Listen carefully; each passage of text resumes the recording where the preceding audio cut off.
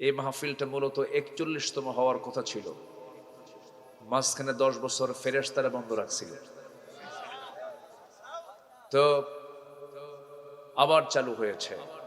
যিনি আমাকে আপনাকে এমন সুন্দর মাহফিলের আয়োজনে আসার বসার তৌফিক দিলেন, সেই মহান জাল্লা শানহুর দরবারে আমরা সবাই লাখ কোটি সুজুদ শুকর আদায় করি।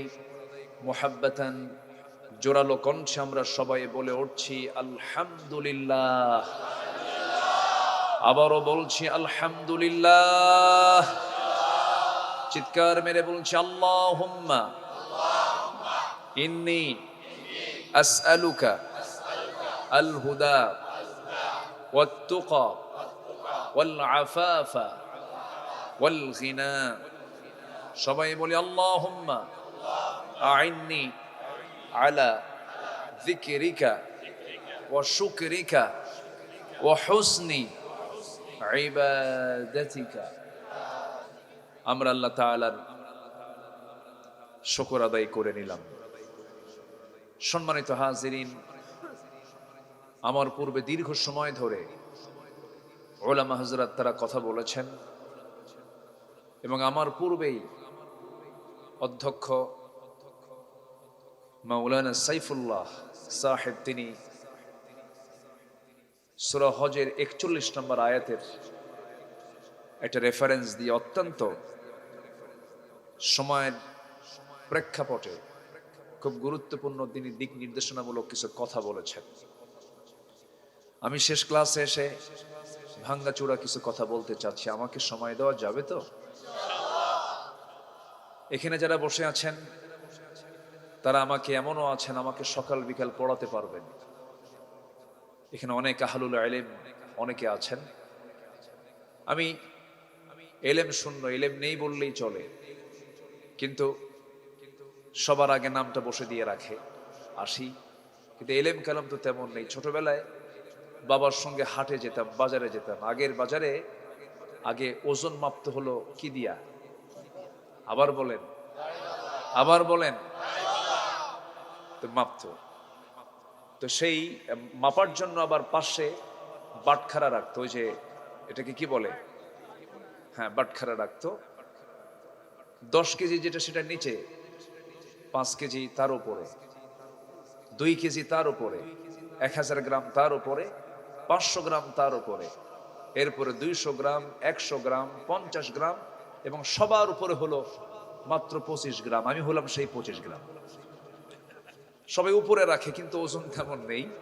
কথা বলি তো, আমি কিছু কথা কিছু সময় নিয়ে বলতে চাই। আমাকে সময় দেওয়া যাবে তো ইনশাআল্লাহ?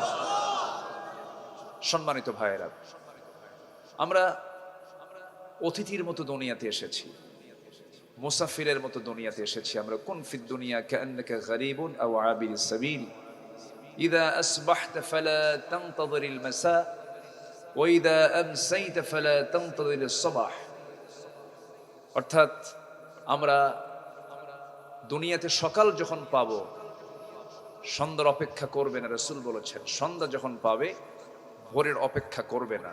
এত সীমিত, এত অল্প সময় নিয়ে আখিরাতের তুলনায় আমরা দুনিয়াতে এসেছি। যখন তখন ডাক পড়ে যাবে, লা ইস্তাখিরুনা সাআতাও ওয়া লা ইস্তাকদিমুন। আমাকে আপনাকে চলে যেতে হবে। এখন প্রশ্ন হলো, আমি কি আমল নিয়ে হাজির হব আল্লাহর দরবারে?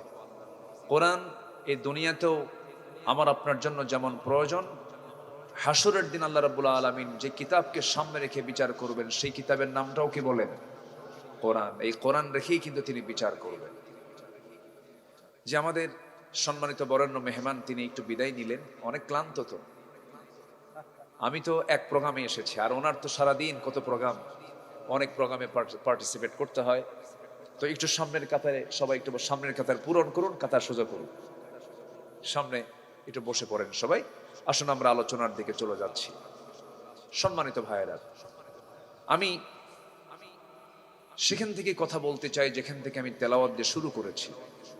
আমরা দুনিয়াতে এসেছি, মূল লক্ষ্য কিন্তু একটাই, কারো গোলামি নয়। গোলামি একমাত্র হবে কার? আল্লাহ। আসতে বলবেন না, কার? আল্লাহ। এক জায়গায় না সব জায়গায়? সব জায়গায়। এখানেই প্রশ্ন। অনেকে সব জায়গায় মানতে চান না, ইসলামকে তারা ব্যক্তি জীবনে মানতে চান, সামাজিক রাষ্ট্রীয় জীবনে অর্থনৈতিক জীবনে অনেকে মানতে চান না। এখানেই কোশ্চেন থেকে যায়, এখানেই প্রশ্ন থেকে যায়, ইসলাম নিজের মতো করে মানবো না আল্লাহর মতো করে মানবো? আল্লাহ যেভাবে মানতে বলেছেন এখানে ইফরাত তাফরিদ চলবে না। কম বেশি মর্জি মতো খাটো করা, বড় করা, ছেটে দেওয়া, বাদ দিয়ে দেওয়া, এমন কোন সুযোগ ইসলামের কোন হুকুমে নাই। ইসলামকে মানতে গেলে শর্তই হলো 1 আনা না 16 আনা মানতে হবে। 16 আনা, এটা হচ্ছে শর্ত। এটা কি বলেন? শর্ত। নচেত ইসলাম মানা হবে না, ইসলাম মানা হবে না। ইসলামকে 16 আনা মানতে হবে। আবু জেল প্রস্তাব দিয়েছিল তো, মোহাম্মদ শোনো, তোমার ধর্মও থাক আমার ধর্মও থাক, তোমারটা 6 মাস আমারটা 6 মাস। দেখছেন প্রস্তাবের সাইজ দেখেন। আমার নবীজি কি সেই প্রস্তাব মেনেছেন? আজ তো কবেন না মেনেছেন। আয়াত নাজিল হয়ে গেল। কি আয়াত নাজিল হলো? আল্লাহ রাব্বুল আলামিন বলেন, যারা পড়েন ঠোঁট মিলিয়ে বলুন, নোয়াখালী একটা স্বতন্ত্র জেলার নাম, বক্তাও আয়াত বলে, শ্রোতাও আয়াত বলে, সবার মুখস্থ সবাই বলুন, কুল ইয়া আইয়ুহাল কাফিরুন লা আ'বুদু মা তা'বুদুন ওয়ালা আনতুম আবিদুনা মা আ'বুদু ওয়ালা আনা আবিদুম মা আবাদতুম ওয়ালা আনতুম আবিদুনা মা আ'বুদু লাকুম দীনুকুম ওয়ালিয়াদিন। জোরে বলুন আল্লাহু আকবার। ও কাফেরের দলেরা, তোমরা যারা গোলামি করো আমি তার গোলামি করি না, আমি যারা গোলামি করি তোমরা তার গোলামি করো না। অতএব তোমার দিন তোমার কাছে, আমার দিন আমার কাছে। ক্লিয়ার হয়ে গেল। উনি ক্লিয়ার করে দিলেন। আবু জেহেল ক্লিয়ার হয়ে গেল যে না, মুহাম্মদ হ জ ব র ল করতে চায় না। আমার দেশের কিছু মুসলমান তারা ইসলামকে মানতে চায় হ জ ব র ল করে। কি ঠিক কিনা বলেন? ইসলামকে ইসলামের মতো করে মানতে হবে, ঠিক কিনা বলেন? মানতে হবে। সম্মানিত বন্ধুগণ,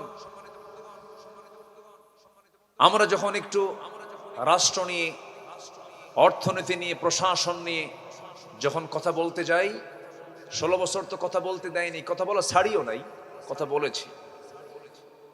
যখন কথা বলতে যাই তখন এক শ্রেণীর গায়ে জ্বালা পড়া শুরু হয়ে যায়। আছে না নাই বলেন তো? হুজুররা এগুলো নিয়ে কথা বলবে কেন? হুজুররা ওয়াজ করবে হলো আকাশ নিয়া আর কবর নিয়া। দুনিয়া আমরা দেখে নেব, দুনিয়া দেখবে ওরা, ওরা মদ খাবে, আমরা দোয়া করে দেব। এটা ওরা চায়, ওদের মনের প্রত্যাশা এটা। সেই দিন আর বাংলাদেশে নাই। আসতে খাবেন না, জোরে বলুন ঠিক কিনা? সেই দিন আর নাই। বহুদিন আগে এক মাহফিলে গিয়েছি আমি। ছোট্ট একটা ছেলে, 9 থেকে 10 বছর বয়স হবে, আমার দিকে তাকায় আছে, অপলক নেত্রে তাকায় আছে। তো বললাম যে আব্বু, তুমি আমার দিকে তাকায় হতাশা নিয়ে তাকায় আছো কেন, হাসি নাই মুখে, কি ব্যাপারটা কি? তো বলতেছে যে হুজুর, আমি ভাবছিলাম হুজুররা ভালো, কিন্তু হুজুররাও তো ভালো না। কেন? হুজুররা বিয়ে করে আবার বাচ্চা হয়। কি কথা কি বুঝতেছে না? মানে আমাদেরকে দেখতে চায় এমন ভাবে, মা লিহাদার রাসূল ইয়ামশি ফিল আসওয়াক ওয়া ইয়াকুলুত তুআম। আমাদের রাসূল কেমন রাসূল, বাজারেও যায় আবার খাবারও খায়। এরকম করে কিন্তু আগের যুগেও রাসূলকে নিয়ে এমন করে কথা বলতো ওই সমাজের কিছু শ্রেণীর লোকেরা। সম্মানিত বন্ধুগণ, আমার দেশের কোন সাইডে কোনো সমস্যা নেই, আমার দেশের সম্পদের কোনো ঘাটতি নেই, সম্পদও আছে, প্রাকৃতিক খনিজ সম্পদে ভরপুর আমার দেশ, কোনো কিছুর সংকট নেই। সর্বশেষ গত 16 বছরের ফ্যাসিস্ট সরকার এই দেশ থেকে 28 লক্ষ কোটি টাকা দেশ থেকে পাচার করেছে।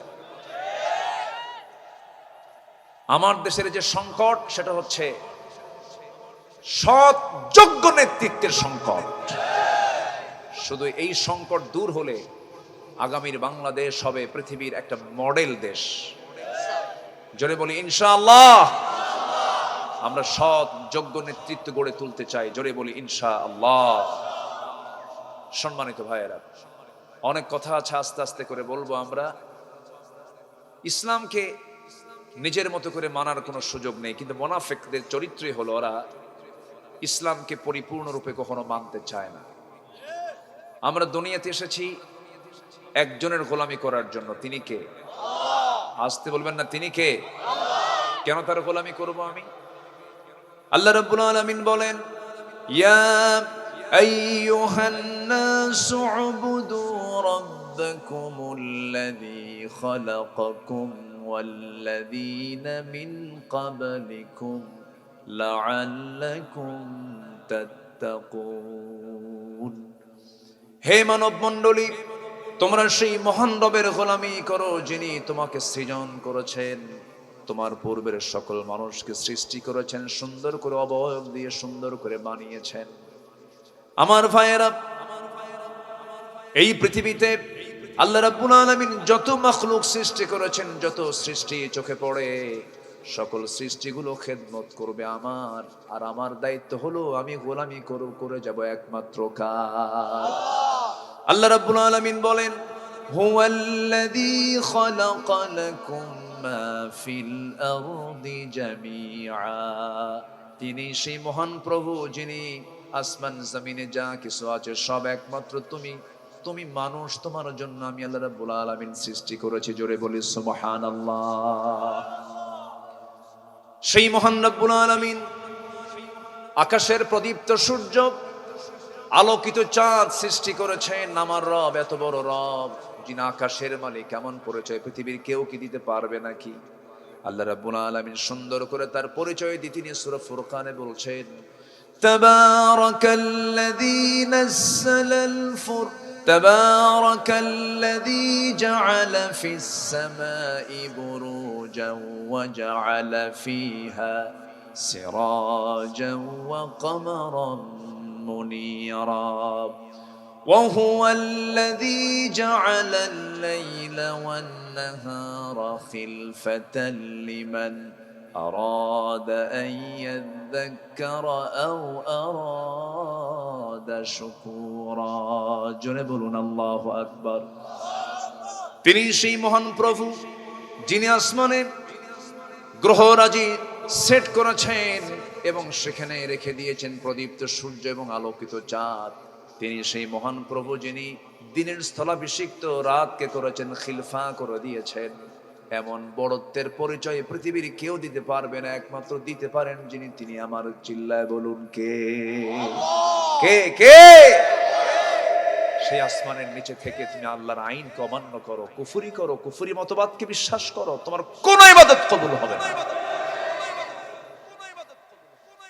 ইবাদত কবুল হওয়ার শর্ত হলো 10টা অপকর্ম ছাড়তে হবে। কয়টা অপকর্ম বলেন? আমি আজকে একটা একটা করে বলবো, রাজি আছেন তো ইনশাআল্লাহ? ইবাদত কবুল হবে আগে 10টা অপকর্ম ছেড়ে আমার ইবাদত করো। আমরা একদম সুন্দর সময় নিয়ে সবাই থাকতে রাজি আছেন তো ইনশাআল্লাহ? যে আমরা শেষ পর্যন্ত থাকবো, আমাকে সময় দিচ্ছেন তো? কারো কোনো কষ্ট নেই তো? আল্লাহ কবুল করুন, জোরে বলি আমিন। সম্মানিত ভাইয়েরা, ইবাদত কবুলের শর্ত হচ্ছে আগে 1 নম্বর মুনাফিকে ছাড়তে হবে। কি ছাড়তে হবে? একদিকে বলবো ইসলামী মূল্যবোধে বিশ্বাসী, আরেকদিকে বলবো শরীয়ত আইন মানি না। এইগুলো ভণ্ডামি বাদ দিতে হবে আগে। কি রাগ করতেছেন নাকি আপনারা? রাগ করলেও তো কিছু করার নাই। কিছু করার আছে? রাগ করলে কিছু করার আছে বলেন?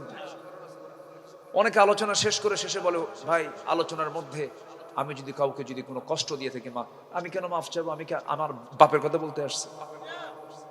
আমি বলতে আসছি আল্লাহর ওয়াজ। কার ওয়াজ? ইয়াইদুকুম লাআল্লাকুম তাযাক্কারুন। আল্লাহ ওয়াজ করেছেন, সেই ওয়াজটা আমার মুখ থেকে বের হচ্ছে, আমি কেন মাফ চাইবো? সবকিছু আমরা দেখা শেষ করেছি। বেনামাজি নেতৃত্ব আর দেখতে চাই না, চোর সন্ত্রাসী নেতৃত্ব আর দেখতে চাই না, মুনাফিকদের সহ্য করতে চাই না। আমরা আগামীর বাংলাদেশ আমরা দেখতে চাই ইসলামের বাংলাদেশ। রাজি আছেন কারা কারা? হাত উঁচু করে দেখান মুসলমান।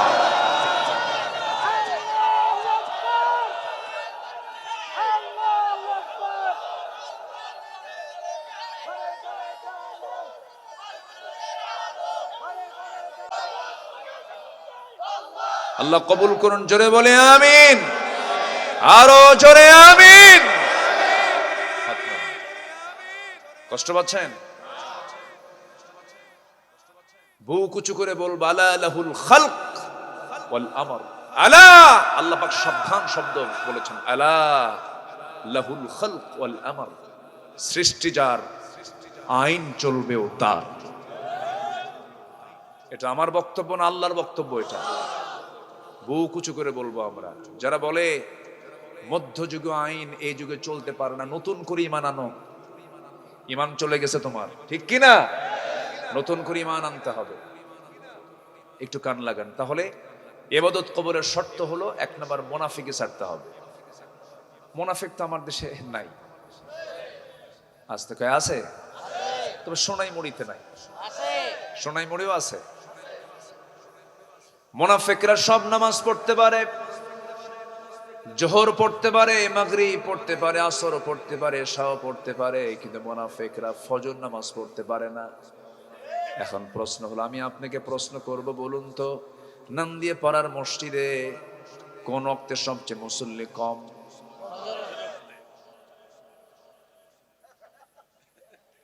কি কথা বলবো? ধরা, একজন কইছে ধরা। আমার বন্ধুগণ, অর্ধ দুনিয়ার শাসন করত ওমর ফারুক রাদিয়াল্লাহু তাআলা আনহু একদিন হাউমাউ করে কান্না করতে করতে সে একজন সাহাবীর কাছে এসে বলছে, ভাই হুযায়ফা, তোমার কাছে আমার রাসূল মুনাফিকদের তালিকা দিয়েছেন, দেখো তো সেই মুনাফিকদের তালিকার মধ্যে আমি ওমর, আমার নামটা আছে কিনা? হুযায়ফা বলছেন, ভাই ওমর, আপনি কি বলেন? আপনার নাম মুনাফিকের তালিকায় থাকবে কেন? কেঁদে কেঁদে বলছেন, না, আমার মনে হয় সন্দেহ লাগে, মনে হয় মুনাফিক হতে পারে। আমার বন্ধুগণ, ওমরের মতো মানুষ, যে নবী, যে ওমরকে আমার রাসূল বলেছেন ওমর ফিল জান্নাহ, আমার ওমর জান্নাতি, আর সে ওমরের চিন্তায় আসে আমি কি মুনাফিক হলাম কিনা জানি না। আমার ভাইরা, বড় হতাশার দিক এটা। গোটা পৃথিবীর দ্বিতীয় বৃহত্তম মুসলিম জনপদ, লক্ষ লক্ষ মসজিদ, যে দেশের মানুষ আজান শুনে ঘুম থেকে ওঠে, আবার আজান শুনেই তারা বিছানার দিকে চলে যায়, কিন্তু দুঃখজনক হলেও সত্য, সবচেয়ে কম মুসল্লি পাওয়া যায় ফজরে। ফজরের নাই মুসল্লি নাই বললেই চলে, মোটে তিনজন, ইমাম, মুয়াজ্জিন, খাদেম। চাকরি না থাকলে তিনটাও থাকতো না, ফাঁকা হয়ে যেত মসজিদ। বড় হতাশার দিক এটা। নান্দিয়া পাড়ার গ্রামের মসজিদটা যেদিন আপনি দেখতে পাবেন, লক্ষ্য করবেন, ফজরের মুসল্লি জোহরের চাইতে, আসরের চাইতে, মাগরিবের চাইতে, এশার চাইতে বেশি হয়েছে। আমি হলফ করে বলে যাচ্ছি, যেদিন এমন দৃশ্য দেখা যাবে, জোহর, আসর, মাগরিব, এশার চাইতে ফজরের মুসল্লি বেশি, আমি হলফ করে যাচ্ছি, সেদিন থেকে এই গ্রামে কোনো প্রকার মাদক, নেশা, অসামাজিক, বেপর্দার একটা চুল পরিমাণ পরিবেশ এই গ্রামে আর থাকবে না। আল্লাহ রাব্বুল আলামিন বলেন, ইন্নাস সালাতা তানহা আনিল ফাহশাই ওয়াল মুনকার ওয়া লাযিকরুল্লাহি আকবার। জোরে বলুন আল্লাহু আকবার।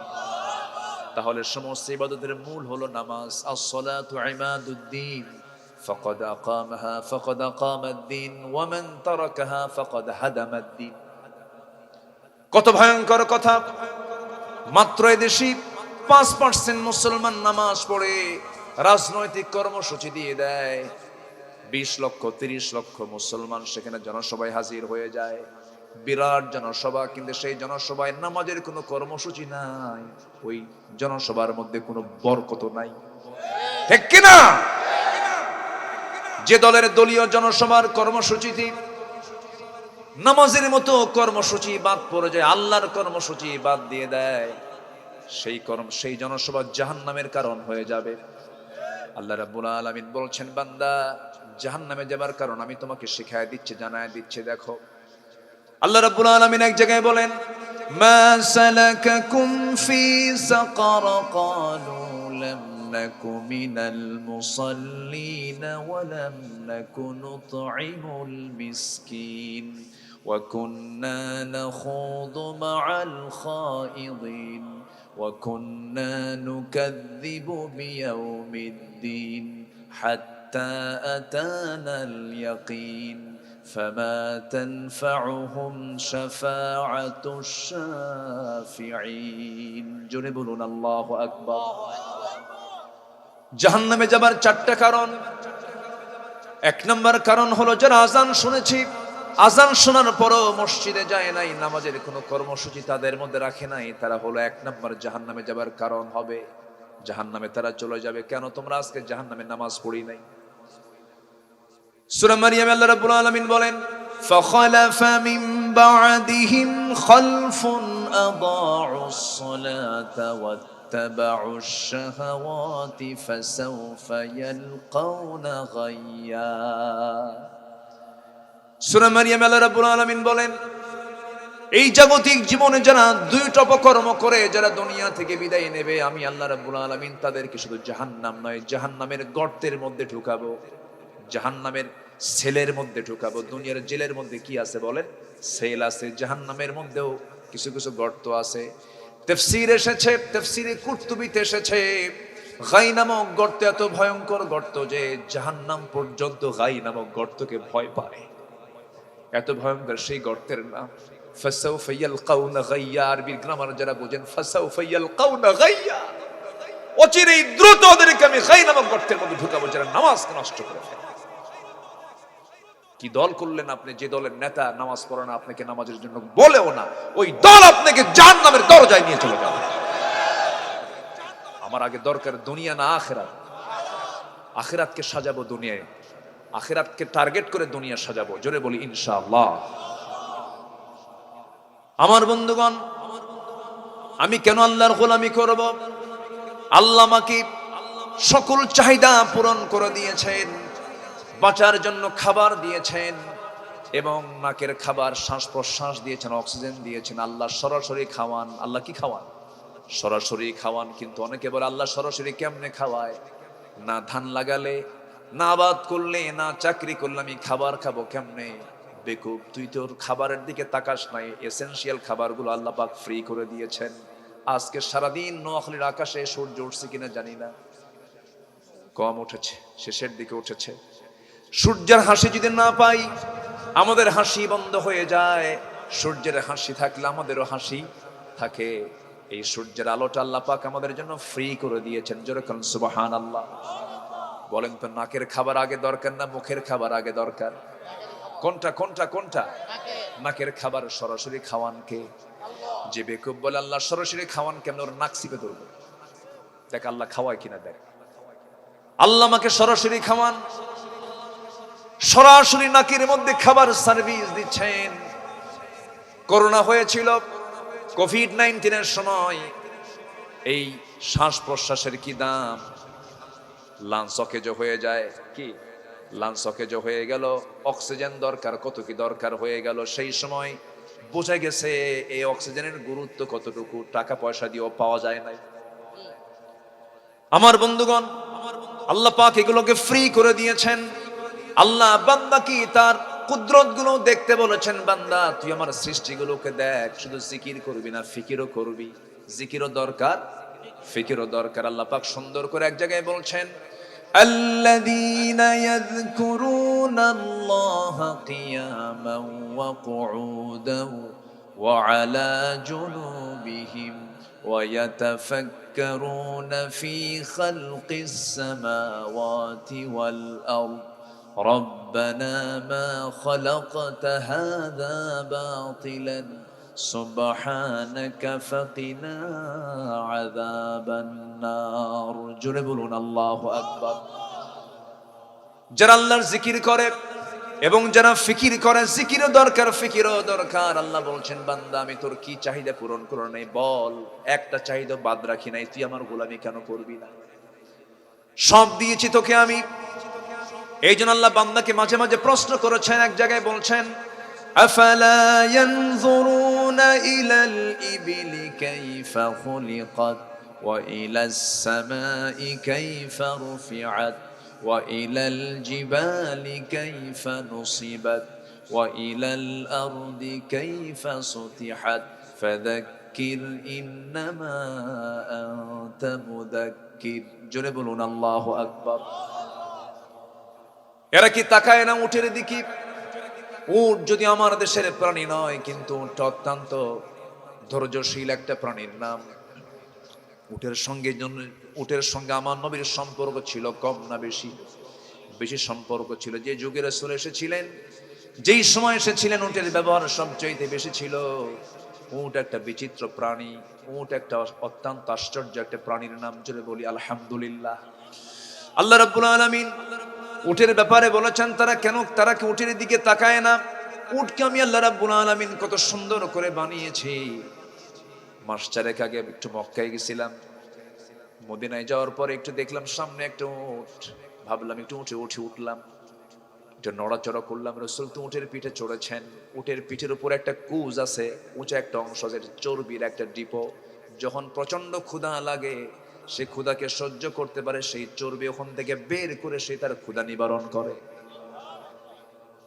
একসঙ্গে সে গ্যালন গ্যালন পানি সে তার পেটে তুলতে পারে। একেবারে সে 30 গ্যালন পানি সে তার পেটের মধ্যে উঠায়, কিন্তু তার রক্ত ফেটে যায় না। তার রক্ত কেন ফাটে না? কারণ আল্লাহ উটকে দিয়েছেন এমন ডিম্বাকৃতির স্পেশাল একটা এমন রক্তকোষ দিয়েছেন, যা প্রসারিত সংকুচিত হয়ে অতিরিক্ত পানির চাপ সামলে নেয়। সুবহানাল্লাহ বলা যাবে না? আমার বন্ধুগণ, ক্যাকটাসের মতো কাঁটাযুক্ত গাছগুলো মুখের মধ্যে সে অবলীলায় নিয়ে কামড়ায় কামড়ায় খেয়ে ফেলে। এক চুল পরিমাণ মুখের ভিতর থেকে চুল পরিমাণ কোনো রক্ত বের হয় না। আমার আপনার চোখের পাপড়ি আল্লাহ রাব্বুল আলামিন ধুলা থেকে বাঁচার জন্য চোখ দিয়েছেন, চোখের পাপড়ি দিয়েছেন পলক। আমরা 1 মিনিটে 15 থেকে 20 বার আমরা আপ ডাউন করে ফেলি। 24 ঘন্টায় 1 মিলিলিটার পানি আল্লাহ রাব্বুল আলামিন চোখ থেকে, আমার আপনার চোখ থেকে নির্গত করেন। এই চোখের পানি কিন্তু নরমাল পানি নয়, এটা হলো লবণাক্ত পানি। এটা হচ্ছে স্থায়ী অয়েন্টমেন্ট। আল্লাহ পাক 24 ঘন্টায় সার্ভিস দিয়ে দেন। বান্দা যখন রাতের বেলা ঘুমিয়ে পড়ে, চোখের পানি কিন্তু ঠিকই আসে, কিন্তু সেই চোখের পানিটা, মলমটা সকালবেলা সাদা সাদা হয়ে যায়। এটাকে এলাকায় কি বলে? কেতুর। কেতুর, আচ্ছা কেতুর বলে না? আচ্ছা, নোয়াখালী তো, এখানে অনেক ভাষা কিছু শেখা যায়, আলহামদুলিল্লাহ। কেতুর, যদিও মনে করি যে এটা পিচ্ছিল মনে হয়, এটা দেখলে খারাপ লাগে, কিন্তু এটা হচ্ছে আমার আপনার চোখের অয়েন্টমেন্ট। যেরকম সুবহানাল্লাহ। কে দিয়েছেন?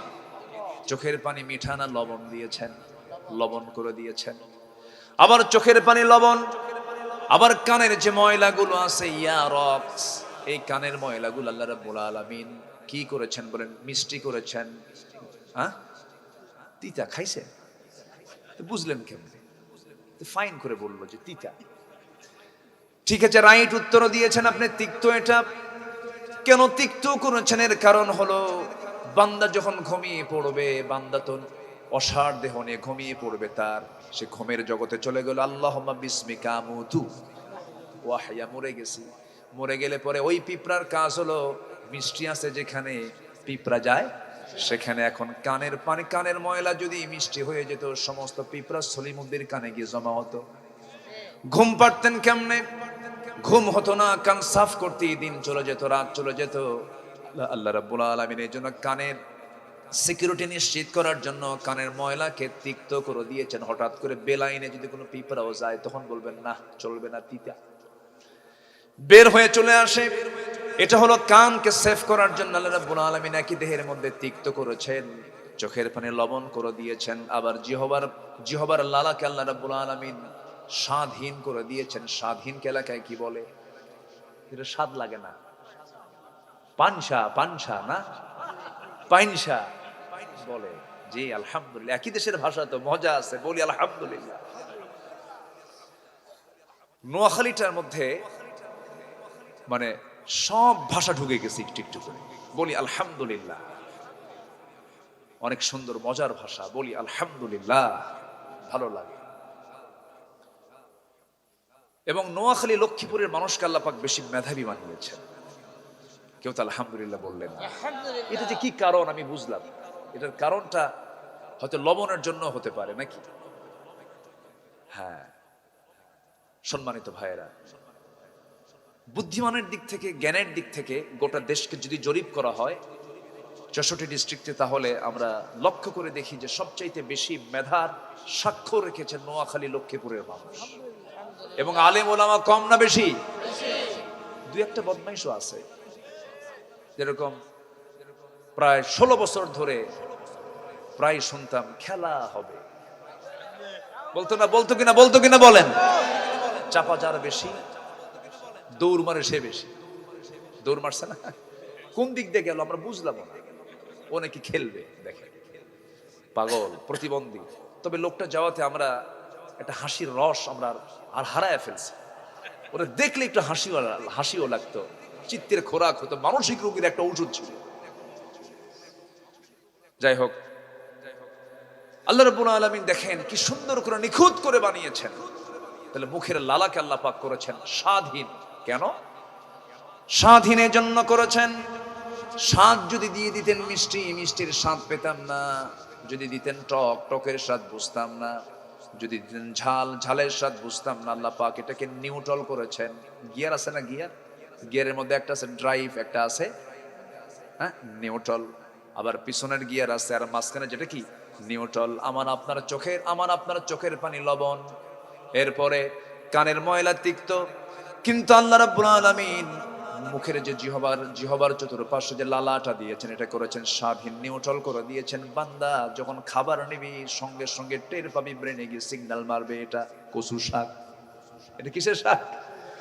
এটা হলো শান্তি শাক, এটা হলো পাটের শাক, এটা হলো দধি, এটা হলো মহিষের দুধ, এটা হলো গরুর দুধ, এটা হলো ছাগির দুধ, এটা হচ্ছে গরুর গোশত, এটা হচ্ছে খাসির গোশত, এটা হচ্ছে ভেড়ার গোশত, দুম্বার গোশত। আল্লাহ রাব্বুল আলামিন হাজার হাজার জিহবার মধ্যে স্বাদ করে দিয়ে দিয়েছেন। জোরে কোন সুবহানাল্লাহ। আমার বন্ধুগণ, 24 ঘন্টা লালা পড়ে, রাতের বেলাও ঘুমের মধ্যে লালা আছে না নাই? আছে না নাই? শুধু সকালবেলা বালিশ তালাশ করবেন, বালিশ ভিজিয়া শেষ। ঠিক কিনা বলেন? আল্লাহ পাক লালা দিয়েছেন। লালা না থাকলে মানুষ বাঁচবে? আমার কথা আসবে? এই যে কথা বলতেছে, লালা আছে না নাই? লালা আল্লাহ পাক দিচ্ছেন, আমার কথা বের হচ্ছে। লালা যদি শুকে যায়, আমার কথাও শুকে যাবে, আমি কথা বলতে পারবো না। জোরে কোন সুবহানাল্লাহ। সব কন্ট্রোল কার হাতে? আল্লাহকে। তুই আমারে ভুলে যাস, আমি 1 সেকেন্ড তোরে ভুলি না, তুই আমারে ভুলে যাস।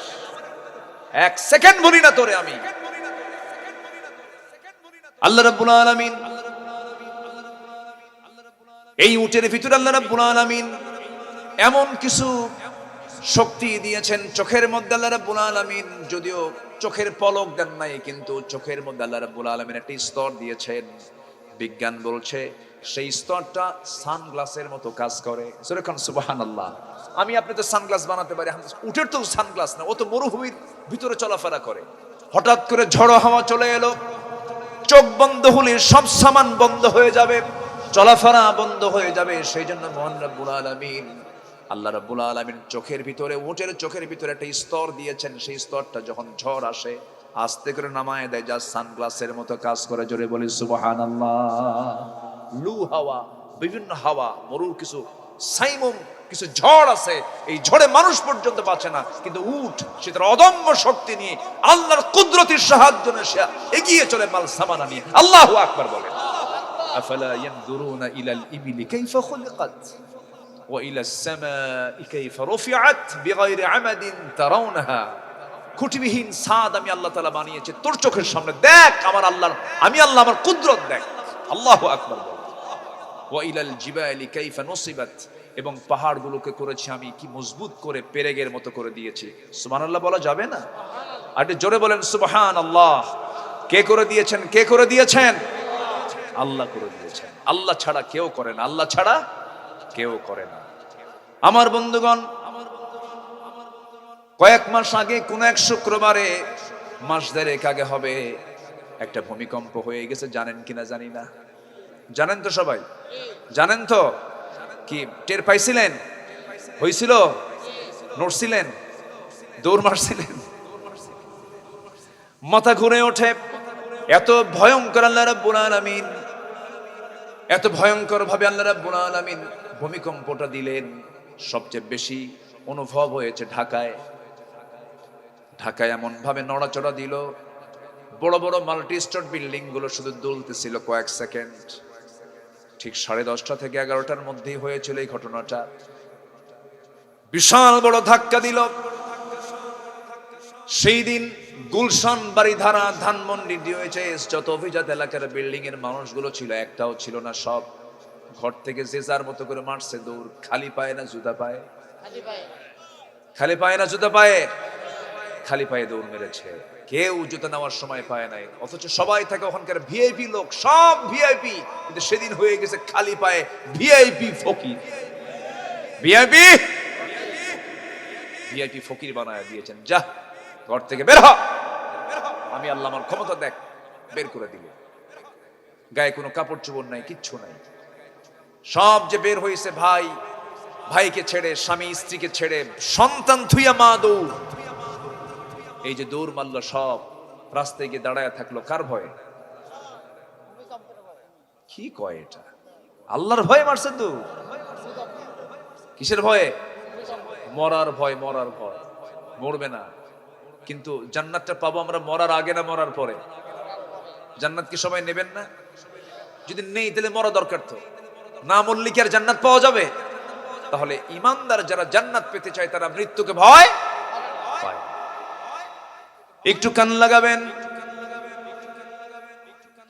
একটু মনোযোগ দিয়ে কথাটা শুনবেন। সেই দিন মানুষ মরার ভয়ে রাস্তায় নেমে পড়লো। রাস্তায় নেমে পড়া লাগতো না। আমার যতটুকু চিন্তা, আমার যতটুকু গবেষণা, যদি আল্লাহর ভয়ে যদি সব বান্দাগুলো যদি মসজিদে গিয়ে নামাজটা আদায় করে নিত।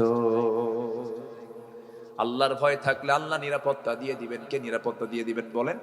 আল্লাহ নিরাপত্তা দিয়ে দিবেন। আল্লাহ রাব্বুল আলামিন আকাশকে কত সুন্দর করে বানিয়েছেন, এবং এই জমিন প্রকম্পিত যেন না হয়, ভূমিকম্প যেন না হয়। চট্টগ্রাম অঞ্চল হলো বাংলাদেশের পাহাড়ি অঞ্চল। সবচাইতে বেশি হলো কোন কোন কোন অঞ্চলে বেশি বলেন?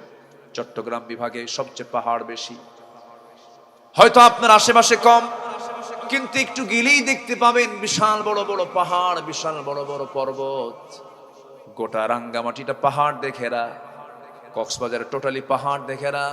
বিশাল বড় বড় অট্টাল, বিশাল বড় বড় পাহাড়গুলো আল্লাহ পাক সেট করে দিয়েছেন। কেন? আল্লাহ রাব্বুল আলামিন সুন্দর করে এই পাহাড়গুলোকে বানিয়ে দিয়ে মহান রাব্বুল আলামিন বলছেন, ওয়া আলকা ফিল আরদি রাওয়াসিয়া আন তামিদা বিকুম ওয়া আনহারান ওয়া সুবুলান লাআল্লাকুম তাহতাদুন। জোরে বলুন আল্লাহু আকবার। তিনি জমিনে স্থাপন করেছেন পাহাড়গুলো। এই পাহাড়গুলো এই জন্য দিয়েছেন যেন জমিন যেন নড়াচড়া না করে, হেলে দুলে যেন না পড়ে। আল্লাহ পাক এই জন্য এই পাহাড়গুলোকে পেরেকের মতো করে দিয়েছেন।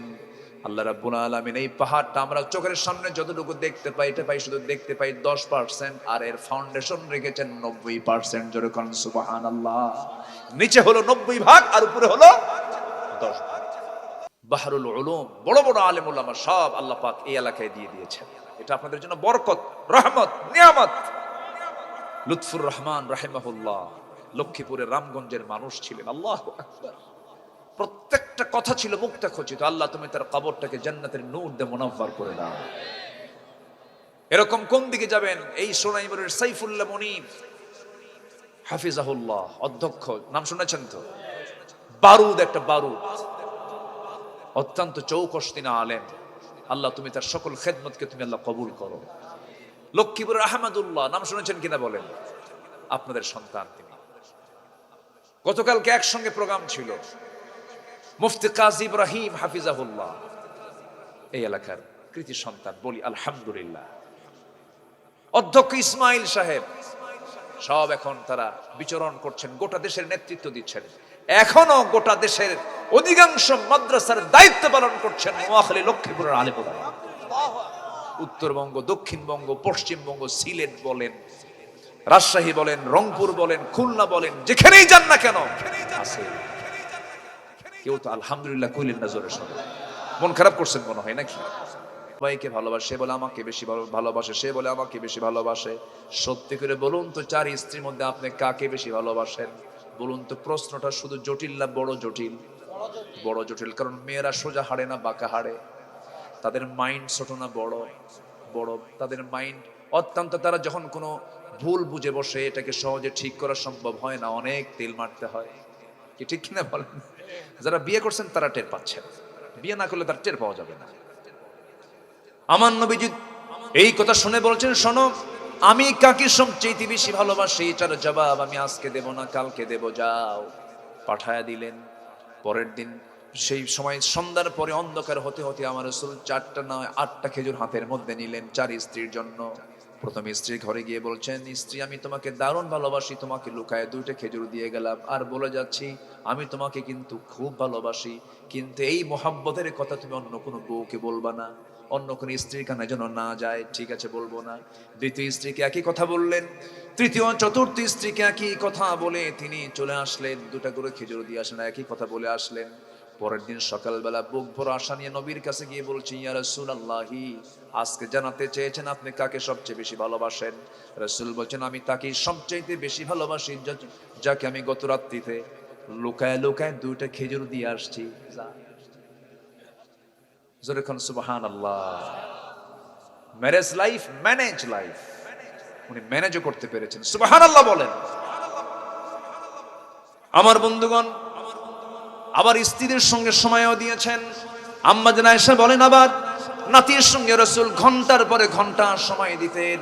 হোসেনের নাম কে না জানে, আমার নবীজি তার সঙ্গে খেলাধুলা করতেন।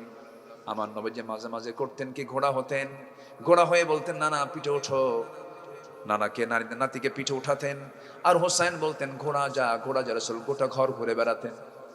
আমার নবীজি চিত্ত বিনোদন করতেন।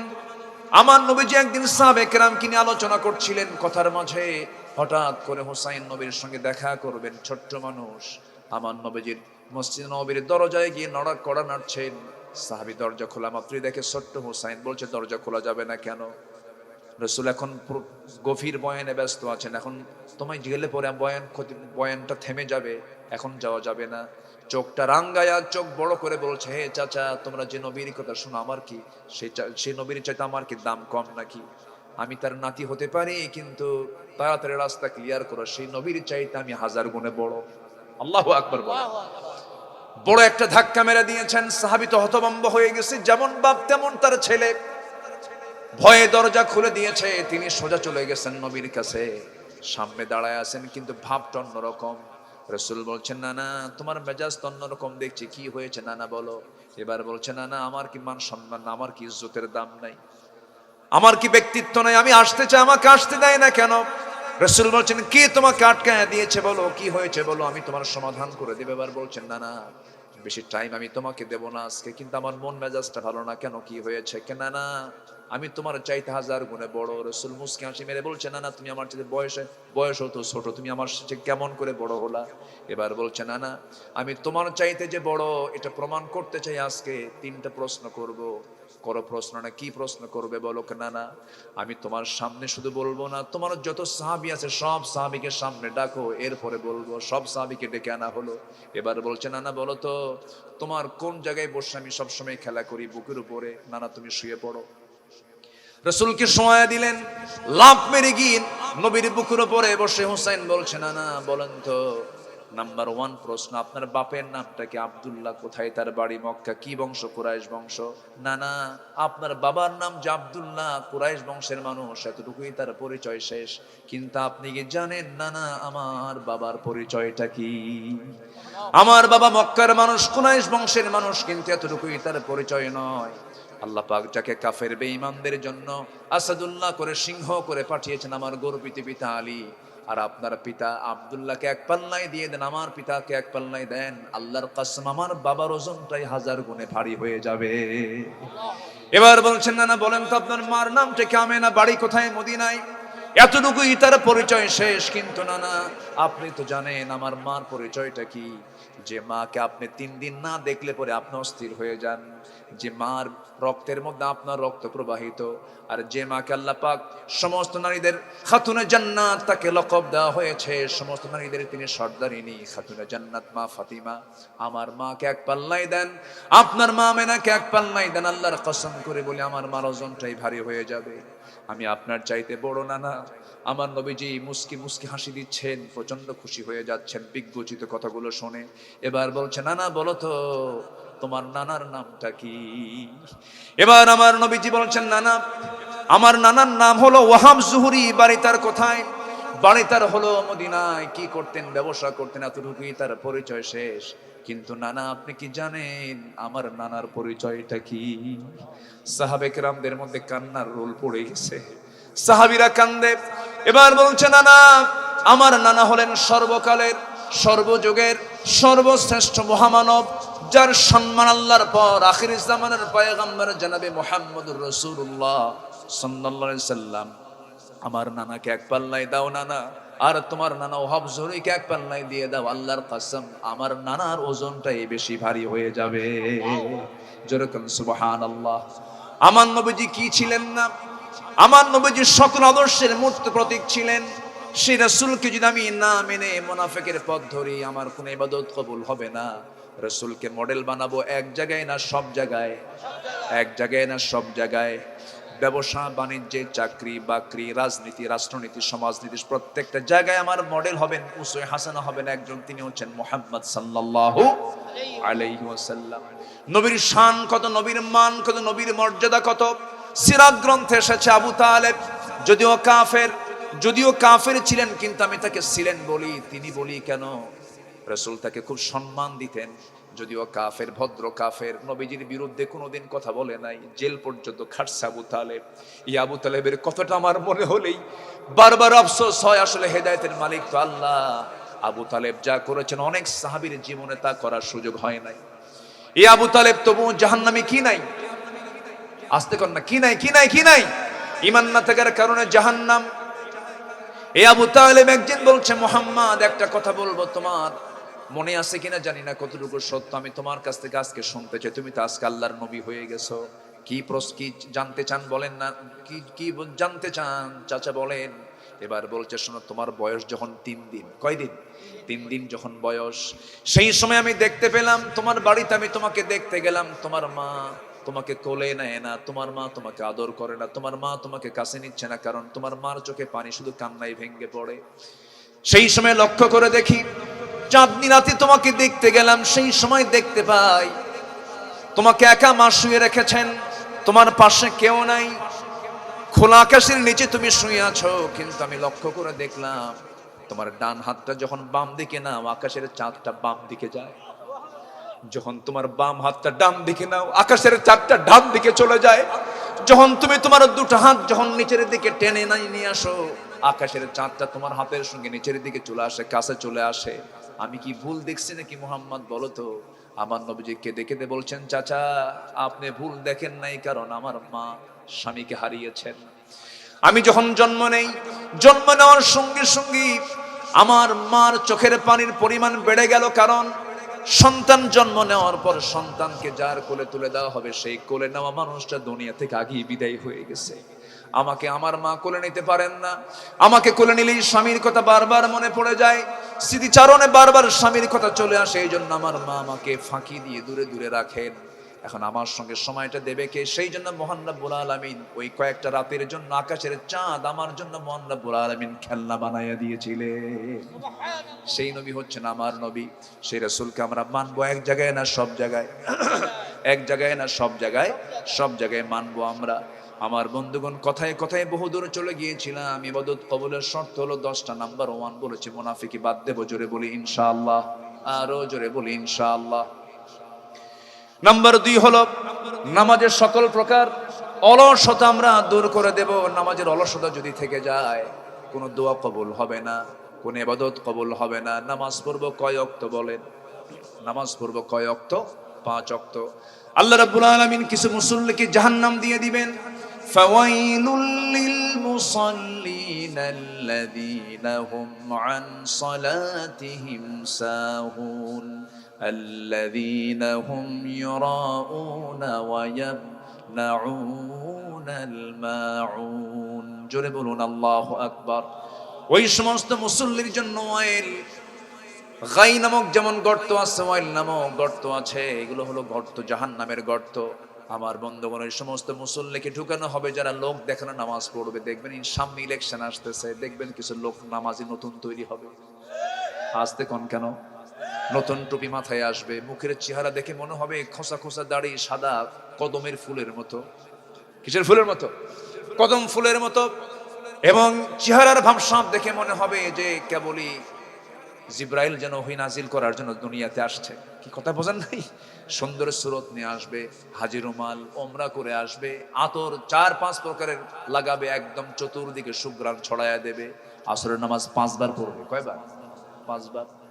আল্লাহ রাব্বুল আলামিন বলছেন ওই সমস্ত মুসল্লির জন্য যারা লোক দেখানো নামাজ পড়বে, অবহেলা করে নামাজ পড়বো, ইদা কামু কুসালা, অবহেলা করে যারা নামাজ পড়বে তাদের ধ্বংস হয়ে যাক, এবং তাদের কোনো ইবাদত আল্লাহর দরবারে মঞ্জুর হবে না।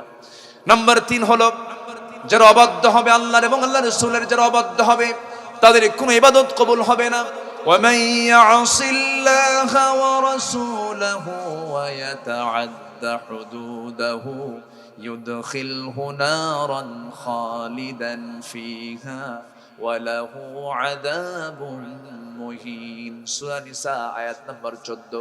যারা আল্লাহ এবং রাসূলের সঙ্গে যারা বিরোধিতা করবে, অবদ্ধাচরণ করবে, নাফরমানি করবে, তারা জাহান্নামের মধ্যে ইউদখিলহু নারান খালিদান ফিহা, চিরকাল জাহান্নামের মধ্যে অবস্থান করবে তারা। এই জন্য আল্লাহ এবং রাসূলকে আনুগত্য করব শর্ত দিয়া না নিঃশর্ত? বলেন শর্ত না নিঃশর্ত? নিঃশর্ত আনুগত্য করতে হবে, কোনো প্রকার কম বেশি করা যাবে না, কোনো শর্ত দেওয়া যাবে না। যা নাজিল হয়েছে তাই মানতে হবে, যা হুকুম দিয়েছেন তাই মানতে হবে। এই জায়গায় কোনো কিন্তু যদি শব্দ প্রয়োগ করলে সে ইমানদার না মুনাফিক? ইমানদার না মুনাফিক? রাসূল গেলেন উহুদে, মুনাফিকরা কয় ওদের সংখ্যা কত? 3000, আমাদের কত 1000, এই অসম যুদ্ধ আমরা করতে পারবো না। এটা কারা বললো?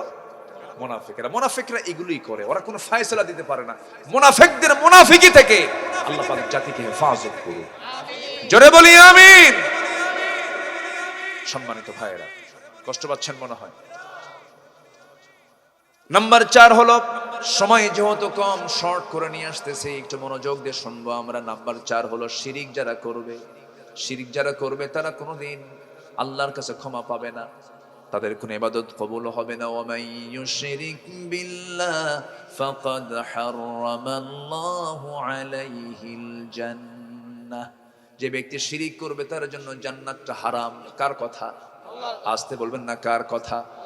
যত গুনাহ আছে সব গুনাহ আল্লাহ রাব্বুল আলামিন মাফ করতেও পারেন, এটা আল্লাহর ইচ্ছা, গুনাহ মাফ হতে পারে।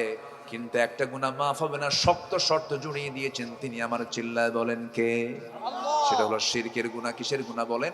শিরকের গুনাহ। যত গুনাহ করেছো বান্দা কোনো সমস্যা না, আল্লাহ তুশরিক বি শাইআন, শিরক মুক্ত হয়ে আমার কাছে আসো, আমি তোমাকে মাফ করে দেব। লাউ লাম তুযনিবু লাযাহাবাল্লাহু বিকুম ওয়া লাজাআ বিকওমিন হাত্তা ইউযনিবুন। বান্দা তুমি যদি পাপ না করো, আমি তোমাকে দুনিয়া থেকে মিটিয়ে দিয়ে কিছু বান্দা পাঠাবো যারা গুনাহ করবে, চোখের পানি ফেলে ফেলে কাঁদবে, আমার কাছে মাফ চাবে, আমি তাকে মাফ করে দিয়ে জান্নাত দিয়ে দেব। এটাও কিন্তু হাদিস। চলেন আজকে থেকে গুনাহ শুরু করে দিই নাকি? যেরকম নাউযুবিল্লাহ। এটা আল্লাহ পাকের আশার বাণী। কিসের বাণী বলেন? আশার বাণী। ইমানদার প্ল্যান করে গুনাহ করতে পারে না। ইমানদার প্ল্যান করে ছোট্ট গুনাহ কেউ গুনাহর আওতায় নিয়ে আসতে পারে না। গুনাহ থেকে আমরা বাঁচবো, আল্লাহ পাক আমাদেরকে গুনাহ থেকে বাঁচার তৌফিক দান করুন। আমিন। চোখের গুনাহ, কানের গুনাহ, কথার গুনাহ, অন্তরের গুনাহ, সমস্ত গুনাহ, হাতের গুনাহ, পায়ের গুনাহ, সমস্ত গুনাহ থেকে আল্লাহ পাক আমাদেরকে বাঁচান। জোরে বলি আল্লাহুম্মা আমিন। আরো জোরে বলি আল্লাহুম্মা আমিন। শিরকের বহু ক্লাস আছে। শিরকের মধ্যে মারাত্মক শিরক হলো যারা আল্লাহর আইনকে মানে না। আছে না নাই? আছে না নাই? আছে না নাই? আচ্ছা, এটা কিন্তু মারাত্মক শিরক। আবার কিছু বিশ্বাসগত দিক থেকে কিছু লোক আছে, দেখবেন বলে শনিবারে বাঁশ কাটা যাবে না, মঙ্গলবারে বিয়ে হওয়া যাবে না, সকালবেলা বাকি দেওয়া যাবে না, ট্রাকের পিছনে ছেঁড়া জুতা। ট্রাকের পিছনে কি জুতা? ছেঁড়া জুতা ঝুলায় রাখে। কি ব্যাপারটা কি? ছেঁড়া জুতা ঝুলায় রাখছেন কোনো বদনজর থেকে বাঁচার জন্য। যেরকম নাউজুবিল্লাহ। কত কি যে আছে আমার দেশে, এরকম কিছু সংস্কার আছে না নাই বলেন তো? আচ্ছা, বিয়ের দিন যদি কারো বৃষ্টি হয় সারা জীবন তার চোখের পানি ফুরাবে না। দেখেন এমনি একটা মেরে দিল। এটা কিসের হাদিস পাইছো? কোথায়? কে দাদি কইছে? কে বলছে এটা? দাদি বলেছে। আমার বন্ধুগণ, নাম্বার 5 হলো সামনে পিছনে যারা পরনিন্দা করবে তাদের কোনো দোয়া কবুল হবে না, ইবাদত কবুল হবে না। ওয়াইলুল লিকুল্লি হুমাযাতিল লুমাযা الذي جمع مالا وعدده يحسب أن ماله أخلده كلا لينبذن في الحطمة وما أدراك ما الحطمة نار الله الموقدة التي تطلع على الأفئدة কত ভয়ঙ্কর সেই জাহান্নামের আগুন। আল্লাহ বলছেন যারা সামনে পিছনে মানুষের দোষ চর্চা করে ভাই তাদের জন্য ধ্বংস চেয়েছেন তিনি আমার কে। এই জন্য আমাদের উচিত হলো অন্যের গুণ খুঁজে বের করা, আমার দোষ খুঁজে বের করা, নিজের দোষ খুঁজবো, অন্যের গুণ খুঁজবে, এটাই হলো ইমানদারের কাজ। আমার বন্ধুগণ, আল্লাহ পাক ব্যক্তিগত জীবনের সময়কে গীবত থেকে, পরনিন্দা থেকে, হিংসা থেকে, হাসাদ থেকে আল্লাহ পাক বাঁচান। জোরে বলি আমিন। হিংসা আছে না নাই বলেন তো? হিংসা কিন্তু জ্ঞানীদের মধ্যে বেশি, জ্ঞানীদের মধ্যে বেশি হিংসা থাকে। আল্লাহ পাক আমাদেরকে বাঁচান। হিংসাটা কত ভয়ঙ্কর যে আল্লাহ পাক বলছেন ওয়ামিন শাররি হাসিদিন ইদা হাসাদ, হিংসুকের হিংসা থেকে পানাহা চাও আল্লাহর কাছে। এত হিংসা এত ভয়ঙ্কর জিনিস। একটা উদাহরণ আমি প্রায় দেই। এক বেচারি ওই আগের যুগে বিয়ে করতে যেত মানুষ ঘোড়ার গাড়িতে করে, গরুর গাড়িতে করে, এরকম ছিল না আগে? আগে তো গাড়ি ছিল না, গরুর গাড়িতে করে বিয়ে করছে না মানুষ? এখানে থাকতে পারে দুই একজন। গরুর গাড়িতে করে বিয়ে করতে যেত, ঘোড়ার গাড়িতে চড়ে বিয়ে করতে যেত। তো এক যুবক বিয়ে করতে যাবে, ঘোড়া লাগবে। এক গ্রামের এক চাচার কাছে ঘোড়া আছে, তো তার কাছে গিয়ে বলছে চাচা ঘোড়াটা দেওয়া যাবে? কেন, কি করবে? কমক দিন আমার বিয়া। তো চাচার আবার খুব রাগ ছিল ওই যুবকটার উপরে, রাগ ঝাড়ছে সেই দিন, সবাই রে ঘোড়া দিলেও তোরে ঘোড়া দেবো না, যা। যুবকটা মন খারাপ করে বাড়িতে চলে আসছে। রূপক অর্থে বলছি আমি, বুঝানোর জন্য। তো চলে আসছে বাড়িতে, রমজান মাস, শবে কদর চলে আসছে।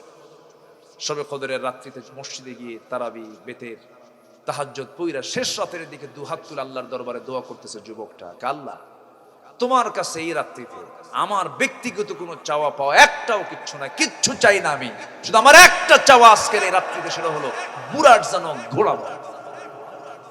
বুড়ার যেন কি মনে? ঘোড়া মরে। এই দোয়া করে সে চলে আসছে বাড়িতে। বাড়ি আসার পর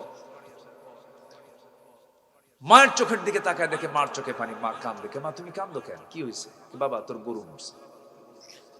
কি মরছে? কোন গরু মরছে? তাহলে গরু কার? যে দোয়া করছে তার গরু। হিংসুকের হিংসায় হিংসুক জ্বলে পড়ে সারখার হবে। যার জন্য হিংসা করা হয় সে উপরের দিকে আল্লাহ তাআলা তাকে উঠায় দিবে, ঠিক কি না? হিংসা করবো না আমরা, আমার উদার হব। আল্লাহ পাক আমার প্রতি উদার হবেন। হিংসা থেকে আমাদেরকে বাঁচান আল্লাহ। জোরে বলি আল্লাহুম্মা আমিন। ক্বালা ইয়াকুম ফিল হাসাদ ফাইনাল হাসাদা ইয়াকুলুল হাসানাত কামা তাকুলুন নারুল হাতাব। আগুন যেমন কাঠখণ্ডকে জ্বালিয়ে পড়ে সারখার করে দেয়, হিংসা মানুষের সমস্ত নেক আমলকে বরবাদ করে দেয়। আল্লাহ পাক হিংসা থেকে বাঁচান। জোরে বলি আমিন। আমার দেশে মানবতার আবাদ হয় না, হিংসার আবাদ হয়। হিংসা, একজন একটু ভালো চলে, ওরে বাপ রে বাপ, একটা ছেলে গ্রামের, হয়তোবা একটা ছেলে ভালো একটা পজিশনে চলে গেছে, প্রশাসনিক ক্যাডার হয়েছে, অথবা বড় একটা অফিসার হয়েছে, অথবা বড় ব্যবসায়ী হয়েছে, অথবা প্রবাস জীবনের থেকে ভালো কিছু টাকা পয়সা কামাই টামাই করছে। একজন বড় হয়, ঘুম হয় না আরেকজন। আছে না নাই বলেন তো? কি ওর ছেলে এত বড় হইলো, হলো কেমনে, এই টেনশনও হইল। আছে না নাই? এগুলো করা যাবে না। আল্লাহ পাক আমাদের অন্তরকে প্রশস্ত করে দেন। জোরে বলি আল্লাহুম্মা আমিন। নাম্বার 6 হলো ওই সমস্ত লোকের কোনো দোয়া কবুল হয় না। এমনকি কদরের রাত্রিতে আল্লাহ পাক শর্ত জড়িয়ে দিয়েছেন। রাসূল বলেছেন হিংসুক এবং মুশরিক ছাড়া আল্লাহ পাক ওই রাত্রে সবার দোয়া কবুল করেন। খুব ভয়ঙ্কর ব্যাপার।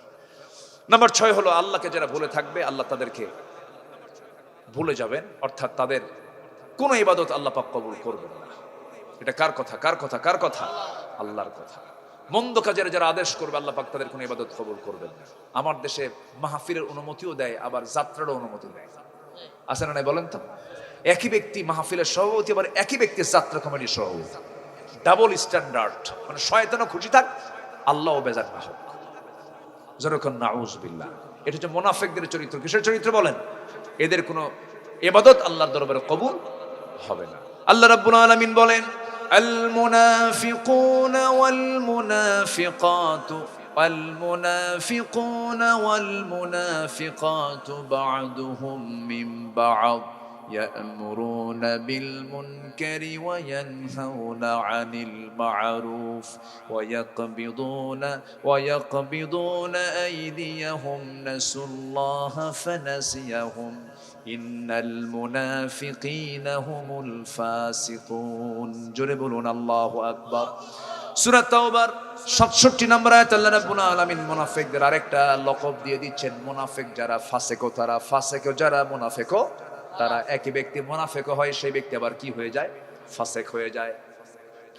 এই সমস্ত আচরণ থেকে আমাকে আপনাকে বাঁচতে হবে। নাম্বার 7 হলো শয়তানের যারা পদাঙ্ক অনুসরণ করবে তাদের কোনো ইবাদত কবুল হবে না। আল্লাহ রাব্বুল আলামিন বলছেন, ইয়া আইয়ুহাল্লাযীনা আমানু লা তাত্তাবিউ খুতুওয়াতিশ শাইতান ওয়া মান ইয়াত্তাবি' খুতুওয়াতিশ শাইতানি ফাইন্নাহু ইয়া'মুরু বিল ফাহশাই ওয়াল মুনকার। জোরে বলুন আল্লাহু আকবার। নাম্বার 8 হলো লোক দেখানো যারা ইবাদত করবে তাদের কোনো ইবাদত কবুল হবে না। ইমানদার একমাত্র ইবাদত করবে কার জন্য? আল্লাহর জন্য। আসতে বলবেন না, কার জন্য বলেন? সবাই বলুন, ইন্না সলাতি ওয়া নুসুকি ওয়া মাহইয়ায়া ওয়া মামাতি লিল্লাহি রাব্বিল আলামিন। জোরে বলুন আল্লাহু আকবার। সবাই বলুন, ইন্নী ওয়াজ্জাহতু ওয়াজহিয়া লিল্লাযী ফাতারাস সামাওয়াতি ওয়াল আরদা হানিফাও ওয়া মা আনা মিনাল মুশরিকিন। জোরে বলুন আল্লাহু আকবার। আমার বন্ধুগণ, অনেক হাজি আছে।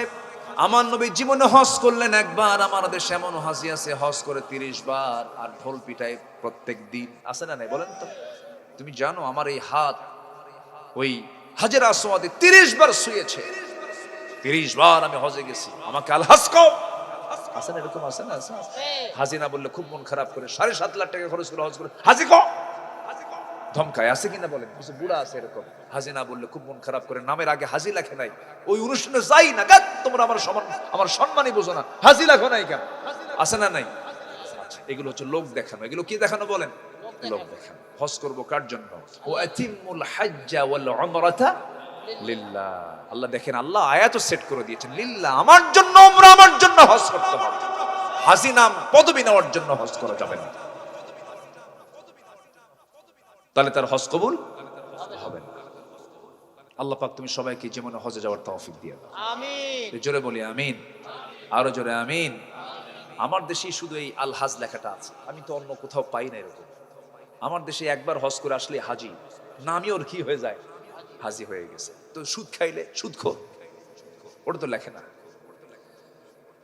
সুদি। এই যে দেখছেন, উনি বলে ফেলছেন যে সুদ খাবে তার নাম কি হবে? সুদি। যে ঘুষ খাবে সে ঘুষি। ঠিক আছে না? বদমাইশ এগুলো। আমরা যা করব কার জন্য? আল্লাহর জন্য। নাম্বার 9 হলো কুফরি করা যাবে না। কুফরি করলে সব শেষ। কুফরি করলে কি হয়ে যাবে? সব শেষ। শুধু কুফরি কিন্তু কাফের দিয়ে হয় তা না, ইমানের দাবি করেও কিছু লোক আছে কুফরি করে। আছে না নাই? কুফরি হালতে তার মৃত্যু হয়ে যায়। আল্লাহ রাব্বুল আলামিন বলেন, ইন্নাল্লাযীনা কাফারু লান তুগনিয়া আনহুম আমওয়ালুহুম ওয়ালা আওলাদুহুম মিনাল্লাহি শাইআ ওয়া উলাইকা হুম ওয়াকুদুন নার। সূরা আলে ইমরান আয়াত নাম্বার 10। আল্লাহ বলছেন, যারা কুফরি করবে তাদের সম্পদ, তাদের কোনো কিছু আল্লাহর দরবারে কোনো কাজে আসবে না। এরা হবে জাহান্নামের বাসিন্দা, এরা হবে জাহান্নামের ইন্ধন হয়ে যাবে। কার কথা? আসতে বলবেন না, কার কথা? আল্লাহর কথা। যারা জাহান্নামের জ্বালানি হবে, কি হবে? জ্বালানি। যারা কুফরি মতবাদকে বিশ্বাস করবে, দুনিয়ার আইনকে বিশ্বাস করবে, ইসলামিজমকে গ্রহণ না করে যারা ন্যাশনালিজম, ক্যাপিটালিজম, সোশিয়ালিজম, সেকুলারিজম মানবে, তারা সব হবে জ্বালানি, জাহান্নামের জ্বালানি হবে। কার কথা? আমি আব্দুল্লাহ, আমার কথা এটা? আল্লাহ ফতুয়া দিয়েছেন। ফতুয়া কে দেন? ফতুয়া একমাত্র কার? আল্লাহ। আল্লাহ সবাইকে বুঝার তৌফিক দান করুন। সবার বাড়ির মা বোনকে পর্দায় থাকার তৌফিক দান করুন। নামাজ কন্টিনিউ করার তৌফিক দান করুন। হিংসা মুক্ত জীবন গড়ার তৌফিক দান করুন। কুফরি মতবাদকে প্রত্যাখ্যান করার তৌফিক দান করুন। মুনাফিকের সমস্ত বদ স্বভাব থেকে আমাদেরকে হেফাজত করুন। মিথ্যা শপথ থেকে দূরে রাখুন। মিথ্যা কথা থেকে দূরে রাখুন। মিথ্যা সাক্ষী থেকে দূরে রাখুন। সমস্ত গীবত, পরচর্চা, পরনিন্দা, সকল কিছু থেকে আল্লাহ পাক আমাদেরকে হেফাজত করুন। জোরে বলি আল্লাহুম্মা আমিন। নান্দের পাড়ার গ্রামকে তুমি আল্লাহ একটা আদর্শ গ্রাম বানায় দাও। জোরে বলি আল্লাহুম্মা আমিন। ফজর নামাজকে তুমি আল্লাহ ফজরের মুসল্লি, মসজিদকে তুমি ফজরের মুসল্লিতে ভরপুর করে দাও। জোরে বলি আল্লাহুম্মা আমিন। এই আশাবাদ কামনা করছি সবার বাড়ির মা বোনদেরকে আমাদের দেখার দরকার আছে না নাই বলেন তো? একটা মা, একটা নারী 4 জন পুরুষকে জাহান্নামে নিয়ে যাবে। কয়জন পুরুষকে? 4 জন পুরুষকে জাহান্নামে। শুধু একমাত্র কারণ হলো পর্দাহীনতার কারণে। কিছু কিছু পুরুষ আছে এত বেকুব, বউটাকে পরপুরুষকে দেখাতে খুশি হয়।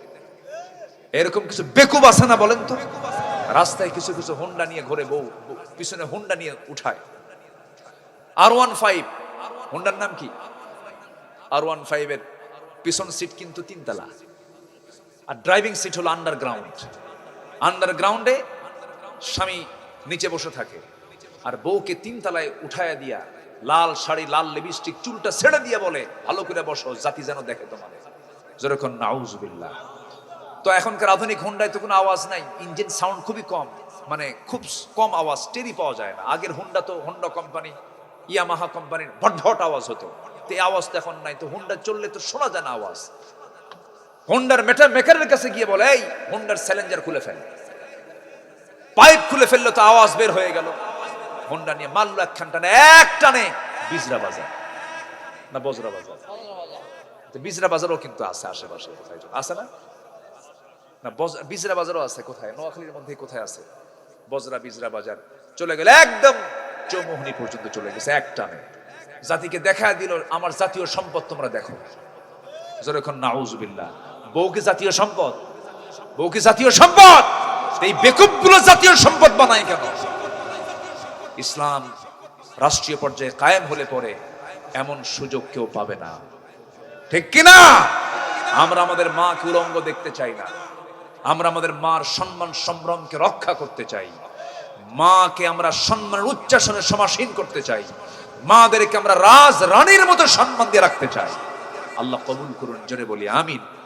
মেয়েরা কত দামি জানেন? মেয়েরা কখনো একা চলবে না, মেয়েদের সাথে থাকবে মানে সহকারী থাকবে, চাকর থাকবে। আমরা হলাম চাকর তাদের। আল্লাহ পাক আমাদেরকে তাদের চাকর বানায় দিয়েছেন। হজে যাবে পুরুষ সাথে যাবে, বাইরে যাবে ভাই সাথে যাবে, স্বামীর সাথে যাবে, সে একা কোথাও বের হবে না, তার হেল্পার থাকবে। তাদের কি থাকবে? হেল্পার থাকবে। অর্থাৎ আমরা চাকর, কিন্তু মহিলারা কয় আমরা রাজরানী থাকবো না, ওরা যদি হয় চাকর আমরা হব চাকরানী।